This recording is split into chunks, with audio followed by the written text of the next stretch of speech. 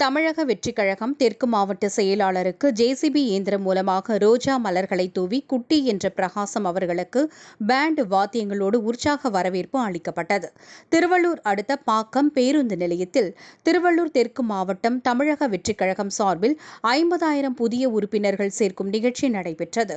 இதில் சிறப்பு அழைப்பாளராக கலந்து கொண்ட தமிழக வெற்றிக் கழகம் திருவள்ளூர் தெற்கு மாவட்ட செயலாளர் குட்டி என்ற பிரகாசம் என்பவருக்கு பாக்கம் சசிதரன், நத்தம்பேடு நாகராஜ், வேப்பம்பட்டு மணிகண்டன், காக்கலூர் செந்தமிழ் ஆகியோர்களின் ஏற்பாட்டில் ஜேசிபி இயந்திரம் மூலமாக ரோஜா மலர் தூவி பேண்ட் வாத்தியங்களோடு ஆரத்தி எடுத்து உற்சாக வரவேற்பு அளிக்கப்பட்டது. அதனைத் தொடர்ந்து கோடை காலத்தில் மக்களின் தாகம் தணிக்கும் விதமாக சசிதரன் தலைமையிலும் ஸ்டாலின், ராஜேஸ்வரி, அருண் ஹரிதாஸ் ஆகியோர்கள் ஏற்பாட்டில் கோடைக்கால தண்ணீர் பந்தல் மற்றும் ஏழை எளிய மக்களுக்கு தர்பூசணி, வெள்ளரி பிஞ்சி, மோர், குளிர்பானங்கள் ஆகியவை வழங்கப்பட்டது.